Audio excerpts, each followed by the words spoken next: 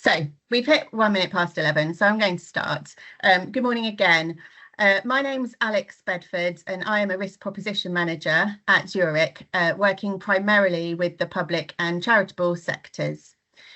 Extreme weather has been at the top of global risk concerns for a number of years now, with flooding being the main weather-related risk of most concern in the UK. We've had recent flooding in Europe and indeed in the UK, so many of us are on high alert for flood risk. So this webinar is very timely. We've got a lot of people joining this morning on this webinar, customers and partners from across the UK and from public and private sectors. Flood risk is not sector specific, and when a flood hits, it affects communities. So discussing this as a community brings all stakeholders together, which doesn't actually happen as often as it perhaps should do. Consideration of flood risk must start long before those weather warnings start. So today we're going to talk you through insights and advice on preparing for flood and storm events and recovery and response strategies for when they do hit. I am joined by my expert colleagues, James Harvey, a specialist climate risk resilience risk engineer, and Ralph de Mesquita, a senior property risk engineer from Zurich Resilience Solutions, and Paul Gallagher from Zurich's in-house major loss team in claims. And I just want to mention before I hand over that we are planning to have time after they've spoken for a Q&A session, so please use the chat function to ask any questions you may have, and I will pose them to our panel on your behalf at the end. Thank you all again for joining, and over to James to start the webinar. Brilliant, thanks Alex. So I'm just going to give you a quick run through of the agenda, and whilst I'm doing so we're going to pop a poll question into the chat, so if you could take a moment to answer that, that'd be great, thank you. So today we're going to talk through a journey of flooding. It's going to look at flood trends, flood risks, right the way through to claims and recovery in order to help organisations better manage flood risk. So to start, we're going to have a look at past, present and future trends. If we look historically, flooding has been shown to cost the UK an estimated £1.1 billion a year. And our claims data also shows that the average cost of a claim is approximately £100,000. Now, it's really important to remember that this is insurance-based data for organisations, so it's not reflective of the average cost of a flood or the average property damage. And there are a number of different things that go into this claims data. But put simply, flooding is not a small or inexpensive hazard. If we look at what's going on today, and by this I mean quite recently, we've seen severe flooding across Europe just last week, and this week in the UK I've seen over 80 flood alerts and flood warnings for England alone. All of this has caused widespread disruption and damage. In the last storm season for 23 and 24, we saw 12 named storm events, which is the most since 2015 when we started naming storms, and the majority of those all resulted in flooding. Recent studies by the ABI have also shown that flood claims have continued to increase throughout this year. And as we look to the future, the climate data shows that we're only going to see an increase in the frequency and magnitude of all sources of flooding. This is likely to lead to an overtopping of flood defences and flooding of areas that have not previously seen flooding. In addition to this, there's also climate regulation, which is only further increasing the requirement for us to adapt to climate hazards, such as flooding.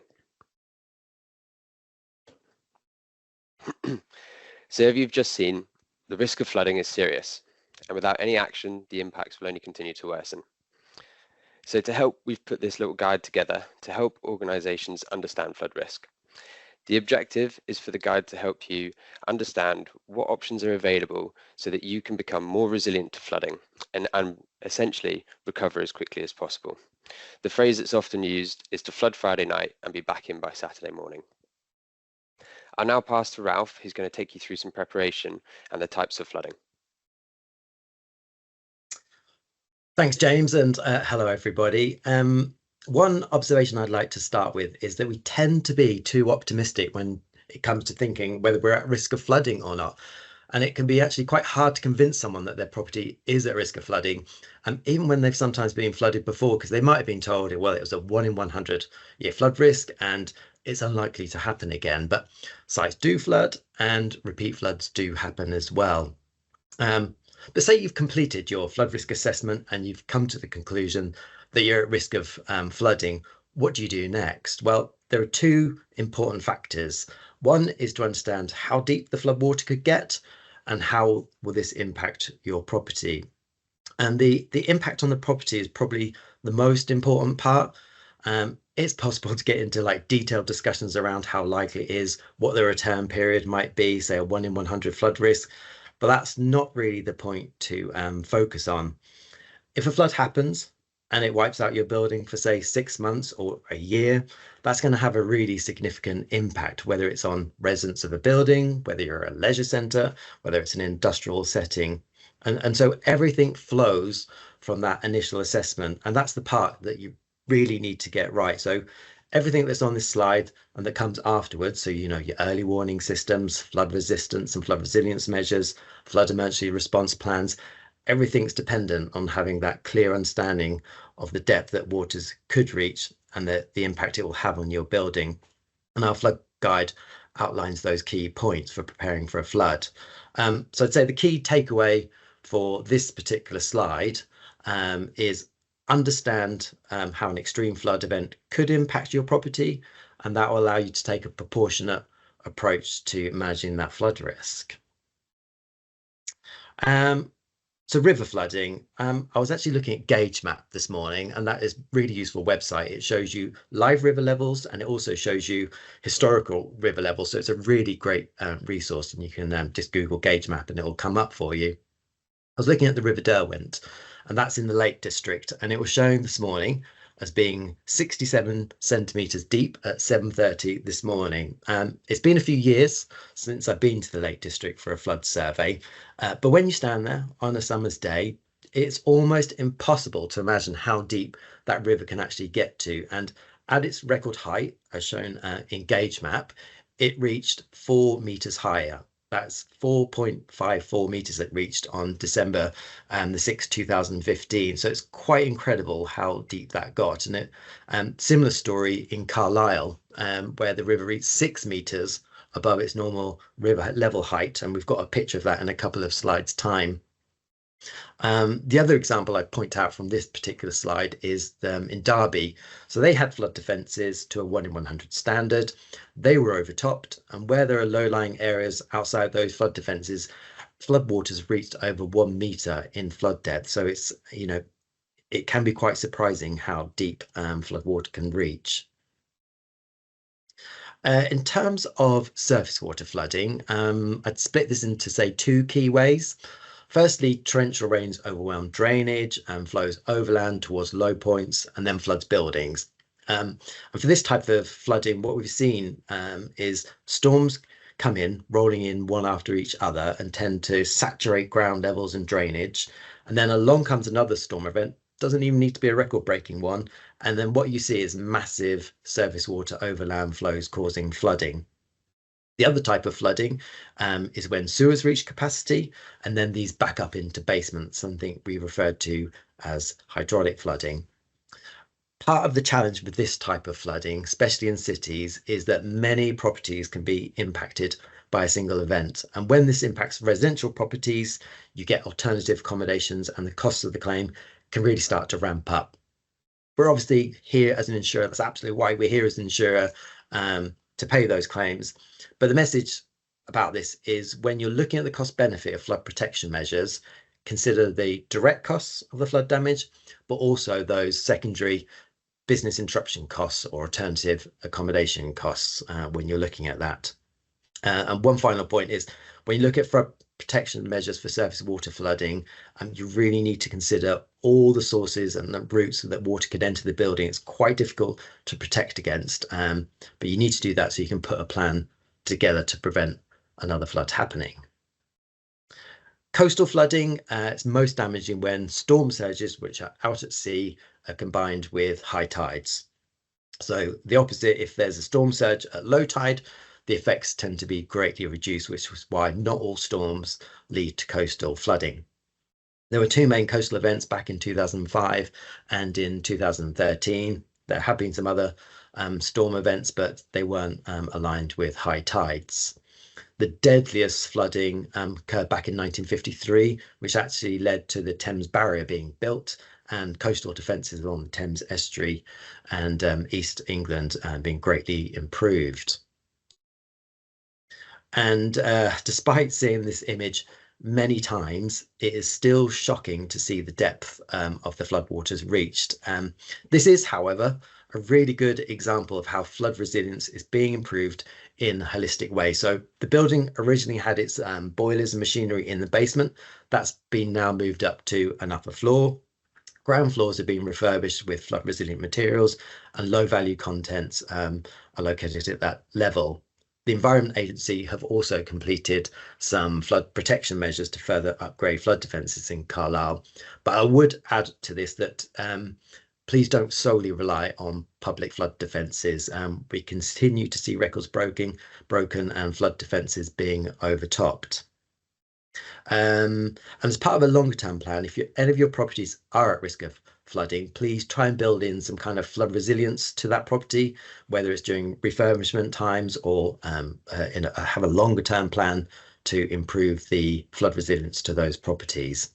And I'm going to hand back to James, who's going to talk you through early warning systems. Thank you. Brilliant. Thanks, Ralph. So now you've had a bit of an understanding of the types of flooding, and I've identified maybe which types of floods may impact your locations or yourselves even. We're then able to have a look at the types of early warning systems available to us. So an early warning system is the means by which a person or organisation is notified of a potential risk. This could be quite simple, such as a local observation, potentially someone walking down to a watercourse just to observe the river level height, or it could be a more complicated technical option, like the ones we've got displayed on the screen here. But essentially, in order to take any preparation action, you first need to know when to act. So in the UK, we have a national flood warning system for fluvial flooding, which notifies of when a watercourse might flood, but there's no publicly available system for surface water flooding. Although it is good to mention that the Met Office have a severe weather warning system that you can sign up for, which would tell you in advance of heavy rainfall, which may be an indication of potential surface water flooding, and that's what you can see in the top left. However, there are some locations where early warning systems may not be available, and in these instances, private systems can also be installed, such as that of our partner Provisico, who offer both watercourse sensors and 48-hour surface water flood forecasting. They're actually running a webinar on the 8th of October, which if you're interested, I would recommend signing up for. So we now looked at types of flooding and early warning systems. Well, the next question that typically comes is, okay, well, what can I do to reduce the damage that might happen if a flood does occur?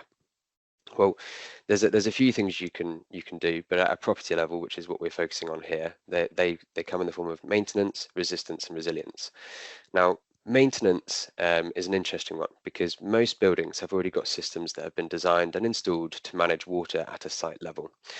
However, these are often neglected and not always properly maintained, which can therefore increase the risk of flooding. Now, this system might be your roof drainage system all the way down to the underground surface water drainage system, and where it maybe even then discharges into a local watercourse. Do you know the details of that drainage system, when it was last maintained, and how regularly it is looked at? So it's really important to understand that and make sure that if there is not in place already, that there is a regular maintenance program for these things. So once we've addressed what we can already do and what's already in place at site level, we can then look at resistance and resilience measures. So a resistance approach is about keeping the water out. And this might be using things such as flood doors or flood barriers, sealing holes in walls or maybe cable entrances where cables go through the walls, and using non-return valves to stop water from backing up into the property. However, this can be quite difficult to achieve in practice in terms of keeping the water out. Water often finds a way into a property, and in extreme events, flood barriers can be overtopped. So the alternative approach to this is to take a resilience strategy. This is about accepting that some water is going to get in, so you essentially let it in. You can do things like using resistant flooring, so tiling floors and walls, or other flood resistant materials, potentially to construct things such as kitchens on ground floors. You can also raise sockets and electrical equipment and any other vulnerable equipment above the estimated flood depths, essentially reducing the damage if water were to get in. The difficulty with this is it can be expensive to retrofit these measures, and often it's only done after a flood has occurred. But there's a challenge in that because you just want to recover as quickly as possible, and this can take time. There is also another challenge in that you have to accept that some damage will still occur. However, this is going to be less than if you hadn't taken a resilience-based approach.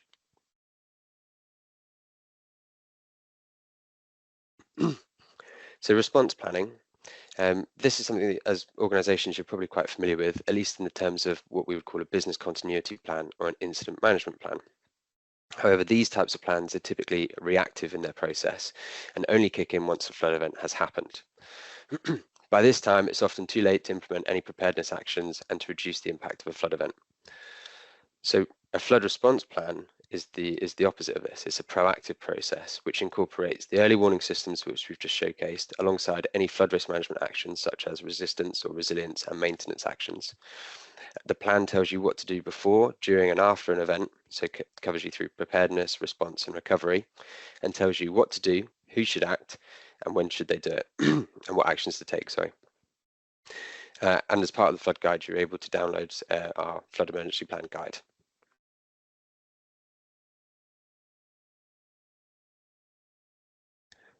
One of the other most important things to look at is people and their well-being. Beyond the property damage and the business interruption that are caused from flooding, people are also exposed to the physical risk. But it's not just the physical risk, there's also risk to your mental health too. Research has shown, research has shown that people who are affected by flooding are 50% more likely to experience stress or depression. Therefore, it's important to consider the impact and actions of staff, visitors, and other users, and how best to support and protect them during a flood. Zurich Support Services offer a professional counselling service free of charge to all of our customers, and we're here to help in the aftermath of a flood.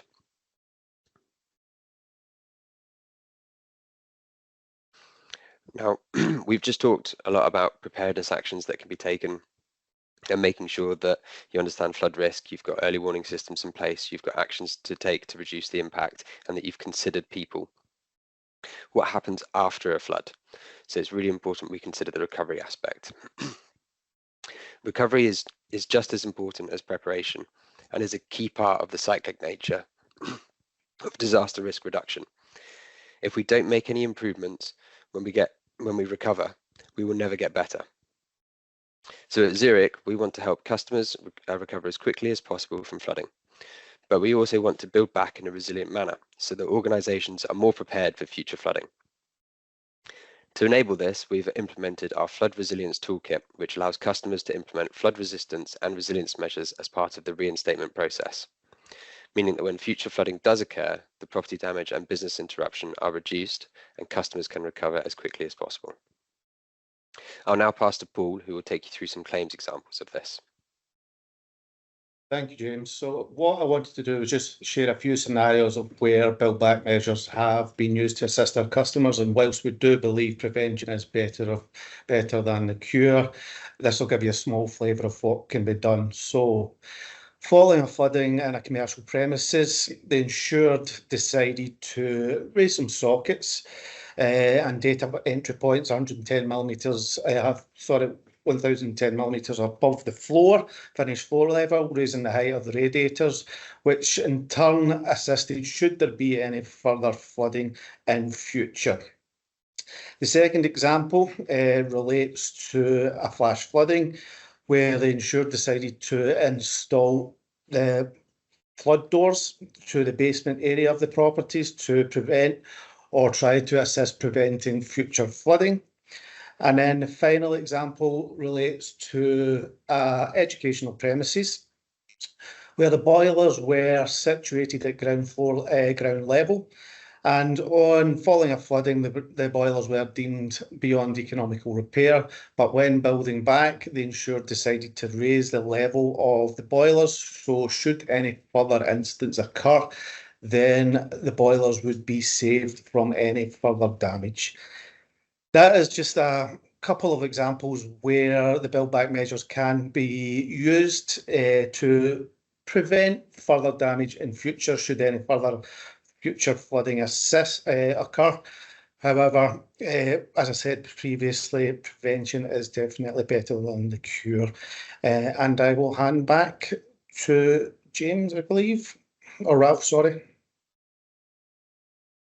Thanks, Paul. So I worked with the council reviewing their flood response following widespread flooding affecting many of their residential properties. And there was a real tremendous effort to pull together, support those impacted by the flooding. And there were really many positive outcomes. Some of the issues we discussed, which are probably applicable to everyone listening on this call, is that any first responders, and I'm not thinking about blue light services, but your employees, they might be walking through murky water. And whilst the risk from Weil's disease is often accounted for, there are some hidden hazards, such as manhole covers that have been lifted up by the pressure of the water from the drains below. And that represents a real injury risk. And we've had some near misses in the past. So risk assessments and training is required for those involved to understand the risks and the steps needed to minimize them. And that applies to any location where there's a risk of flooding. It's also important that the employees are monitored for the number of hours that they're working and that records are also kept. Cleanup and recovery is very tiring. It's not a normal work activity, and that makes planning and training for that type of activity quite difficult. We insured a new building that suffered a flood just a few years after it was built. The flood was only around 5 centimetres deep, and the loss was a couple of £100,000. To get through planning, a flood risk assessment was completed for that building, and the building floor level was built at a 1 in 100 level, plus an allowance for climate change. For these type of cases, there's insurance in place, of course, and we can use our Build Back Better techniques that Paul just outlined to put in flood resilient flooring and raise equipment and the like. But the real question is, should we be doing more to avoid this type of loss? If a building is going to be built in a flood risk area, there will be a flood risk assessment. But the real point that I'd like to put forward is that what will the residual flood risk look like? And the residual flood risk is the flood risk or the flood depth of an extreme flood event that could occur at that location, say up to a 1 in 500 return period. So what will that residual flood risk look like? Will it just be a couple of centimetres of flood water? In which case you can raise the finished floor level, you could put in some flood resilient flooring materials, raise equipment up a little bit more. And as James said at the start, flood on a Friday, back on a Monday. Great. But what if it's like the Derby case? What if the residual flood risk shows that you've got 1 metre of flood depth? That's a completely different story and a completely different level of risk for yourselves and us as insurers. And at the moment, planning regulations doesn't adequately consider the residual flood risk. I'd also add that many forms of modern methods of construction are not resilient to flooding, such as lightweight timber and plasterboard. There is some good news. So the British Standard BS 85500 on flood resilient construction is in the final stages of being completely rewritten. That's going to go out to public consultation very shortly. And that's got lots of great guidance in terms of what materials and techniques you can use to make a building much more flood resilient. So some key takeaways. Hopefully you found this session useful today.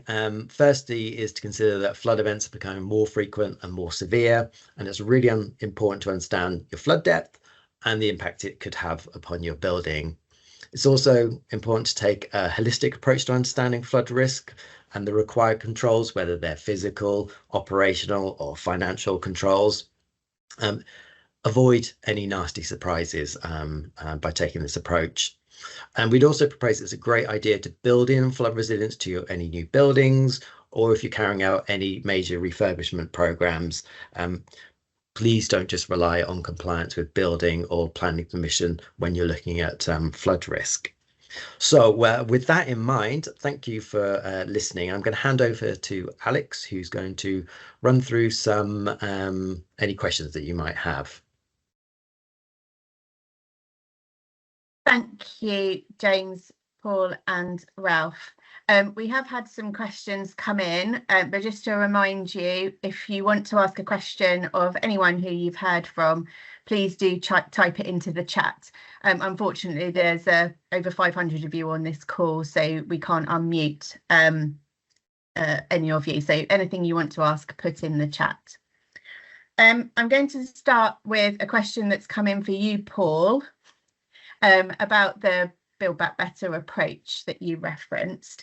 I know you had to kind of describe it briefly, so I think it was a bit of a it's how you told it, but talking about how the insurer decided the measures to be taken, but the questions come in about engagement with the owner, how that process worked, and whether there was any pushback or resistance to the measures that you proposed or that were proposed. So there is full discussions with the owner of the property before we try to discuss, and it has to be done at an appropriate time as well, because when you've had a flooding, the first thing you want to do is get back into the property straight away. So you have to be sensitive to the owner's needs at that point in time. But it is about sitting down with the owner and explaining the benefits of the build back measures. And if they are happy to accept those, and potentially it can take a bit longer to get that done. But in essence, the approach to building back better does make it a longer term, more stable approach for the owner. But full discussions are had with the owner of the property prior to any steps being taken by the insurer. It is a joint discussion. It's not a we say approach. It is fully open and discussed with the owner of the property. Thank you, Paul. Next question, I think I'm going to direct it firstly at you, Ralph. So we've had a question in about insurers informing local government about the risk of overdevelopment of new builds, reducing floods plains. So we can wind that question out, I think, in terms of the engagement that we have with central government, local government, the agencies involved, whether you can talk about the kind of work we do in that area, please. Yeah, I mean, we as Alex kind of indicated, we are involved in speaking with the government around kind of this issue as a broader piece. It's important because we've got flood re in place for existing buildings. So if properties are being built, as you say, in high risk flood areas, or they shouldn't be displacing flood risk elsewhere, but that we see that potentially happening, those properties are not going to be part of the flood re schemes. They will be subject to the open market, and again, there are some schemes available to manage that flood risk, but there's definitely cost implications for them. One of the things that we talk about trying to improve is sustainable drainage for these developments. At the moment, Schedule 3 of the Flood and Water Management Act, which is an automatic right to connect to sewers, still hasn't been enacted, so has in Wales though. So there are huge amounts of challenges here, and I said it was on a previous slide that the standards that are expected, so that 1 in 100 because climate change, if they do that, and they complete the flood risk assessments, they're allowed to build in those areas. They're not technically building on a floodplain, they're building in areas at flood risk. They complete the flood risk assessment, there are exception and sequential tests that you're required to take, but you pass those, you're allowed to build. It's but from our point of view, and I think where you're getting at, yeah, it is potentially increasing flood risk and surface water. So yeah, we will continue to speak to government, but there's a lot of pressures on house building, and but yeah, we're real supporters of sustainable drainage and reducing surface water and runoff for these developments, but it's still not happening as much as we'd like, but we will continue to lobby government in this area. Thank you, Ralph. There was another question about planning bodies and developers, but I think you covered that in the answer you just gave. Going into a bit more specifics about how we actually manage flood risk when it arrives. So for you, James, I think I'm going to start with the London question. So in London, as well as other causes of flood risk, the sewage and drainage system is a major contributor to the risks that are occurring, particularly as we've seen around surface water flooding. Local councils, little they can do to sort out that. So what can they do other than prepare emergency continuity plans? And I would say it's not just London, it's for sort of other urban areas. What can we do other than emergency continuity plans in light of the failings of the sewage and drainage systems in some cases? Yeah, no, it's a good one. I'd definitely start with fully understanding the risk. So yes, in London, if it's surface waters and surcharging of sewers, then that's the flood risk you've identified. But understanding what the flood depth is going to be and the impact on your building or your location is the first step. Once you understand the source of flooding, you can then also look to engage with the relevant risk management authority. So if it is surface water flooding, that would be the lead local flood authority. If it's flooding from a main river, it'd be the Environment Agency, for example. And yes, if it's the sewer that's causing an issue, particularly in London with basement flats, then engaging with the water provider is I think a really important first step. Understand what is being done to manage the risk at a strategic level, and then look to see how you can fill in the gaps at a local operational level, which will all be informed by that initial assessment. Now, the response plan is something that is something you can implement immediately. It's something you can take your current resources and start to have a plan. But as you start to develop your risk management strategy and deploy risk resistance or resilience measures, you can build that into the response plan. So the plan is a live document that continually improves as strategic changes are made or local operational changes are made. So yeah, in London, in basements is the biggest issue typically. So it's non-return valves. How can you stop water from surcharging into the basement? Do you have backup portable pumps or sump pumps that can evacuate the water? But in those really high-risk locations, it's probably raising infrastructure and making sure that people are evacuated so that everyone is safe. That's typically more of the approach, but it'll all be location specific and inferred by that risk assessment. Thank you. We had quite an early question in from Linda Powell talking about a specific situation that they're facing in her organisation, closing a path in one of their parks due to a local river flooding around the lake. It's a right of way and the county council would like the path reopened by the end of the year. I don't know if you've had a chance to read the question in full and whether that's something we can comment on at this point, James or Ralph. How can they manage the risk? They have to dry the area out, but the key point being reopening the path at the end of the year, by the end of the year. Is primarily the liability risk. So if there's rapid water, surface water flooding in that area, and they know it's going to flood, and there's high velocity water, and there's a risk of people being in the area and being swept off their feet, and there'll be a higher standard of protection if there's children playing in the park and playing in the water and not being aware of the risk. So yeah, I haven't read the question, but that would be my initial concern.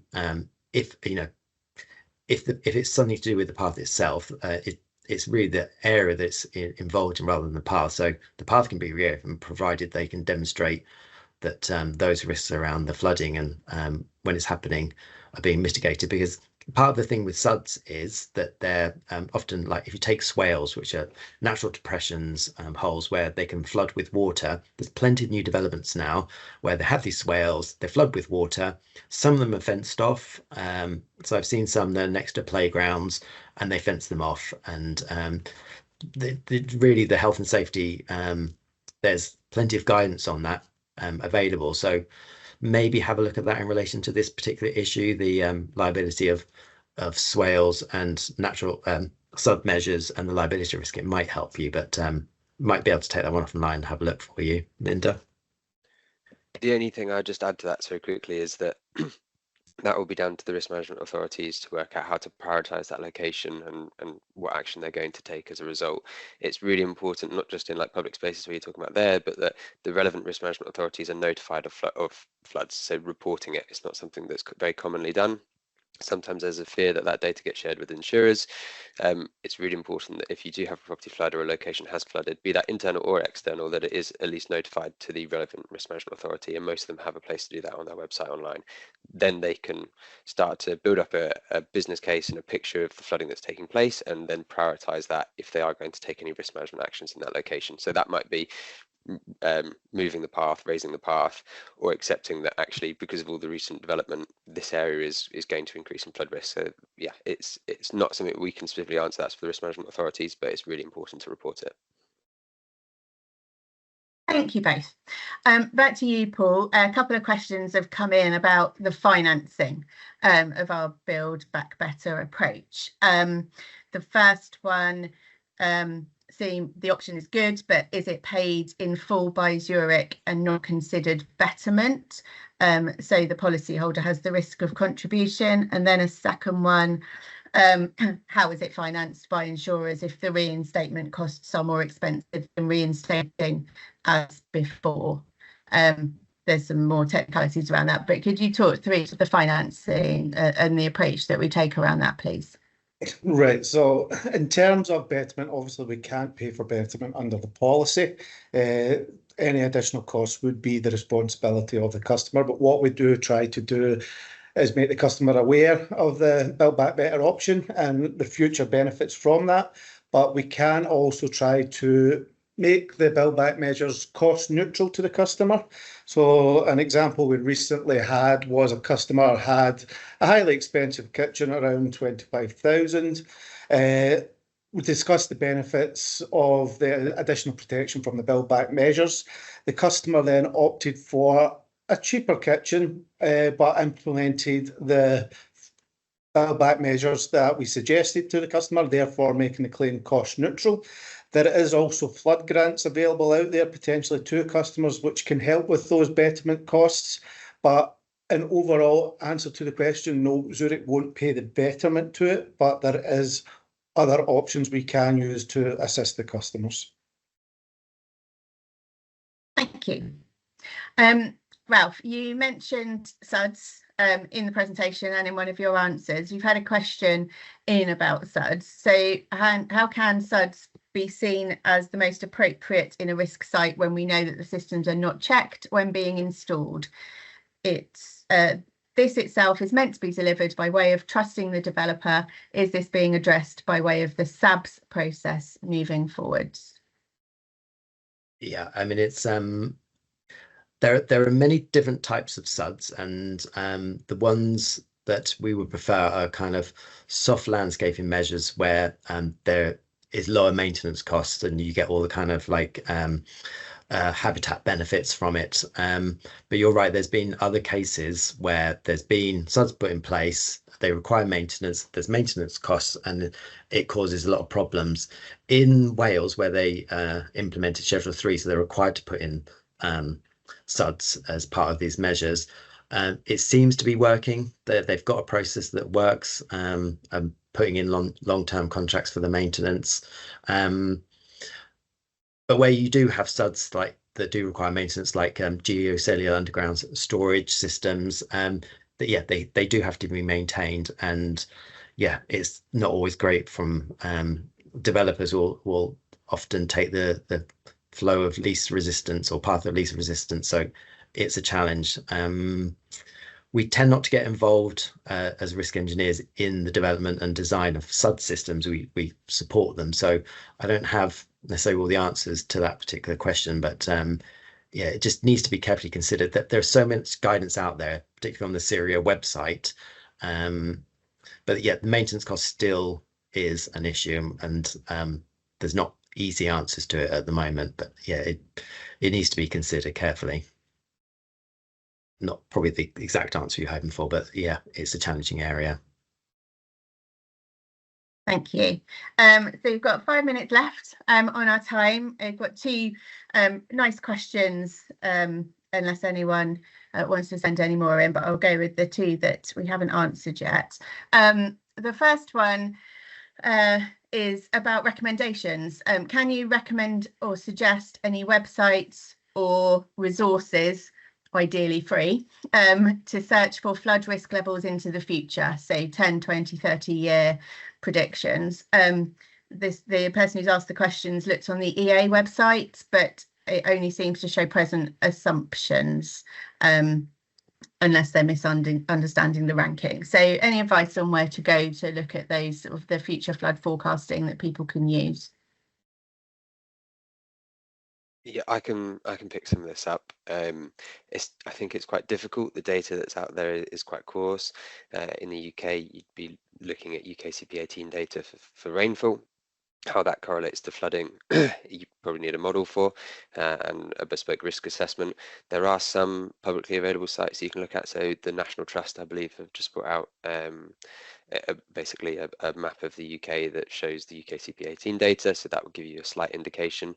The only other space that I'm familiar with where there's publicly available data is from the Environment Agency if you request product 4 data from their website. So on some rivers that have been modelled, there are climate change considerations within that.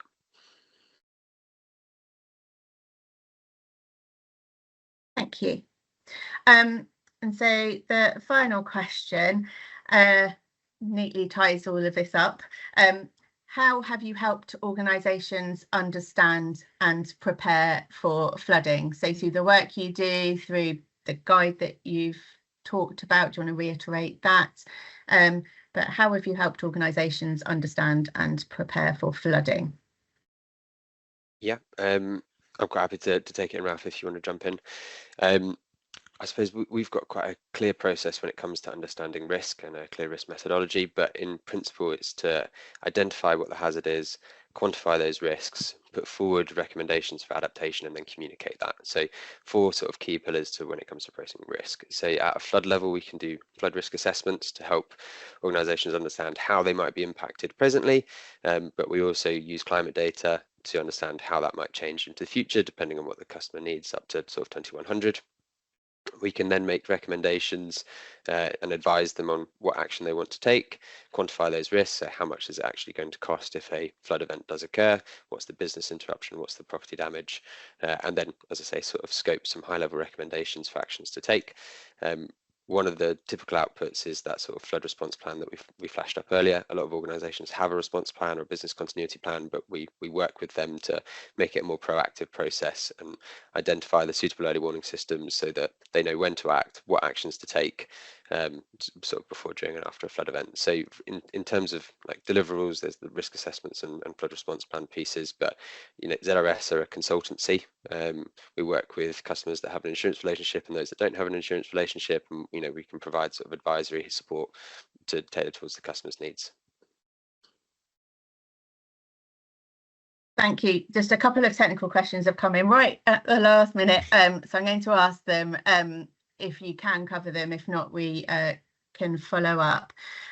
Someone's asked about the metal plates, steel plates that are slotted over the base of doors.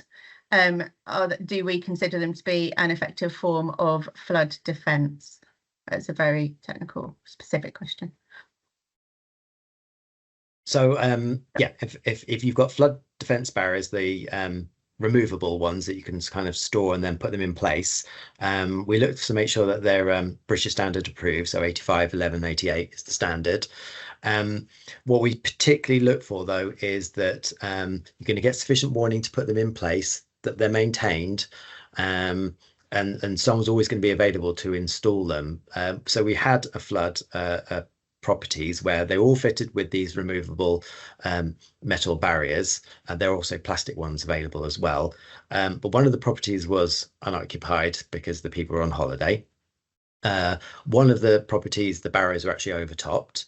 Another one of the properties, they had patio doors, and the person was living there, vulnerable resident, wasn't able to actually lift it and fit the particular barriers in place. And another one of the properties in this row, the floodwater came up underneath through the floor. So whilst the British Standard and these flood barriers will keep the water out and they can potentially do their job, if you don't get that whole flood risk assessment completed for that building, look at all sources of water entry, look at kind of the operational issues, who's going to fit them, how much notice you're going to get, how deep the water is going to get, and or if there are other holes in the building that the water can get through, yeah, it's not necessarily a good investment. We generally like either passive flood protection measures, so the actual door itself, when you shut it, is a flood door, or as the backup, flood resilience measures. So let the water go inside the building. You've got tiled floor surfaces. You've either got a flood resilient kitchen or a sacrificial cheap kitchen, as Paul mentioned before. And so flood on a Friday, back on a Monday. That's how I'd kind of assess it for flood barriers. Industrial buildings, it might be a slightly different approach, but similar concept. Okay, thank you, Ralph. Just very quickly then, yes or no answer because we're at time. Flood recover, is this only available if the insurer is not prepared to include flood cover, and is it available for large blocks of 50 to 150 flats? No, it's not available for blocks of flats. That's one of the issues with the flood re scheme at the moment, and especially city areas, and London's got many types of that type of property. It's unfortunate, really. Okay, thank you very yes much. Or no, sorry. Thank you. No, that's fine. Thank you, everyone. We are at time now. Thank you for all your questions and for your engagement, and thank you for joining today. Please do get hold of our flood guide if you haven't already. Share it with stakeholders. The webinar has been recorded, so you'll receive a follow-up email with links to the flood guide and to the recording. So all it remains to say is have a great rest of your day, and thank you very much, everyone. Ron.